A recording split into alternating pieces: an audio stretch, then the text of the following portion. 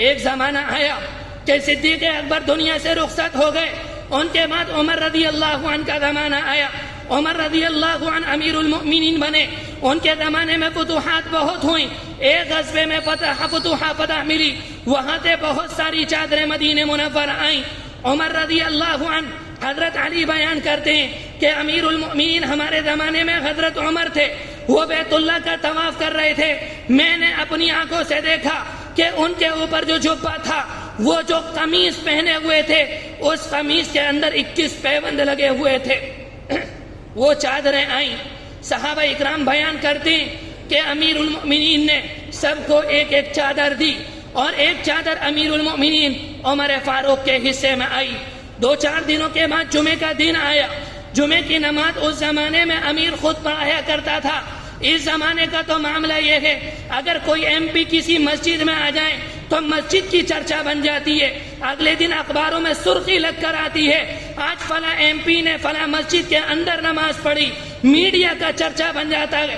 ایک زمانہ وہ تھا امیر المؤمنین خود نماز پڑھاتے، حضرت عمر نماز پڑھانے کے لیے آئے، خطبہ دینے کے لیے ممبر پر آئے، آپ کے اوپر 2 چادریں تھیں۔ ایک صحابی کھڑے ہوئے اور کھڑے ہو کر یہ کہا، امیر المؤمنین آپ نے چادریں تقسیم کی، سب کے حصے میں ایک ایک چادر آئی، ہم آپ کے پیچھے اس وقت تک نماز نہیں پڑھیں گے جب تک آپ یہ نہیں بتائیں گے آپ کے حصے میں 2 چادریں کیوں آئیں۔ اس زمانے کے اندر اگر کوئی وزیر اعظم کے سامنے کھڑا ہو جائے اور کھڑے ہو کر کوئی سوال کر دے، سب سے پہلے اسے اٹھا کر اس کی زبان کھینچ لی جاتی ہے، اسے سلاخوں کے پیچھے ڈال دیا جاتا ہے۔ عمر رضی اللہ عنہ سے کہا گیا، آپ پریشان نہیں ہوئے، آپ کو غصہ نہیں آیا، آپ کی پریشانی پر شکن نہیں آئی، آپ کی پیشانی پر شکن نہیں آئی۔ آپ نے کہا اس کا جواب میں نہیں، اس کا جواب میرا بیٹا عبداللہ دے گا۔ آپ نے اپنے بیٹے کو کھڑا کیا، کہا کھڑے ہو، حضرت عبداللہ کھڑے ہوئے، اس کے بعد کھڑے ہو کر کہتے ہیں میرے باپ کے اوپر جو قمیض تھی وہ بہت زیادہ پھٹ گئی تھی، مال غنیمت کی چادریں آئیں، ایک چادر میرے ابا کے حصے میں آئی اور ایک چادر میرے حصے میں آئی۔ جب میرے باپ کے کپڑے بہت پھٹے ہوئے تھے، میں نے اپنی چادر اپنے باپ کو ہدیہ کر دی، اس وجہ سے آج ان کے اوپر 2 چادریں۔ وہ صحابی کھڑے ہوئے، کھڑے ہو کر کہتے ہیں امیر المؤمنین ہمیں اطمینان ہو گیا، ہمیں اطمینان ہو گیا، ہمیں سکون ہو گیا، ہمیں شرح صدر ہو گیا، اب آپ جمعے کی نماز پڑھائیے، ہم آپ کے پیچھے نماز پڑھیں گے۔ اس وجہ سے آپ نے فرمایا تھا اگر کوئی رعایا کے درمیان انصاف کرے گا، اگر کوئی رعایا کے درمیان انصاف کرے گا، اسے کل اللہ کے عرش کے سائے میں جگہ ملے گی۔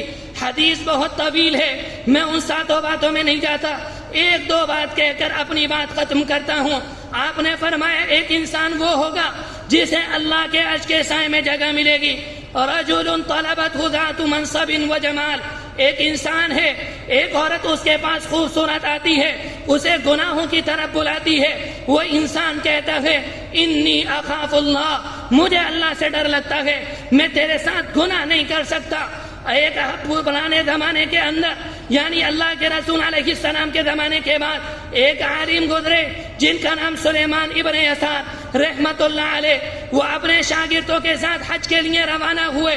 جب وہ حج کے لیے جا رہے تھے، جب اندھیرے کا وقت ہوا، ان کے شاگردوں نے ایک خیمہ بنایا، خیمے کے اندر یہ چلے گئے اور شاگردوں نے ان سے کہا ہمارے پاس کھانے کا سامان نہیں، ہم بستی میں جاتے ہیں تاکہ وہاں سے جا کر کچھ سامان لے آئے، آپ ہمارے ساتھ نہ جائیں، آپ کو تکلیف ہوگی، آپ خیمے کے اندر رہیں۔ سلیمان ابن یسار کہتے ہیں میں خیمے کے اندر تھا، ایک عورت آئی، اس نے ہاتھ سے میری طرف اشارہ کیا، میں سمجھا کوئی مانگنے والی ہے، کوئی روپیہ لینے آئی ہے، میں نے روٹی کا ٹکڑا اٹھایا، میں اسے دینے کے لیے گیا، اس عورت نے کہا میں مانگنے والی نہیں، مجھے روٹی نہیں چاہیے، مجھے وہ چاہیے جو ایک عورت کو ایک مرد سے چاہیے ہوتا ہے۔ سلیمان ابن یسار کہتے ہیں میرا رونگٹا کھڑا ہو گیا، میں ڈرنے لگا، میں کانپنے لگا، میرے دل کے اندر خیال آیا میں اللہ کے دربار میں جا رہا ہوں، میں حج کے لیے جا رہا ہوں اور شیطان نے اس عورت کو میرے پاس بھیجا ہے تاکہ یہ میرے ایمان کو برباد کر دے۔ کہتے ہیں میری آنکھوں میں آنسو آئے، میری آنکھوں سے آنسو نکلنے لگے، روتے روتے مجھے نیند آ گئی، مجھے خواب آیا، خواب میں یوسف علیہ السلام کی زیارت ہوئی، یوسف علیہ السلام نے مجھے مبارکباد دی. میں نے یوسف علیہ السلام سے کہا آپ عظیم الشان انسان ہیں, آپ بہت شریف آدمی ہیں, آپ بہت بڑے آدمی ہیں. آپ کو زلیخا نے بلایا. جب زلیخا نے آپ سے یہ کہا تھا ہائی تلک یوسف میرے پاس آ جا, آپ نے اس موقع پر کہا تھا انی معاذ اللہ, میں اللہ سے پناہ چاہتا ہوں, میں یہ کام نہیں کر سکتا. یوسف علیہ السلام نے کہا میں اللہ کا نبی ہوں, اللہ کے نبی کے ساتھ اللہ کی مدد ہوتی ہے, اللہ نے مجھے بچا لیا. تم اللہ کے نبی نہیں, تم اللہ کے رسول علیہ السلام کے امتی ہو. تم نے وہ کام کیا جو وقت کا نبی کیا کرتا ہے. تمہارا یہ عمل میرے عمل سے بہت بڑا ہے. وقت کافی ہو چکا.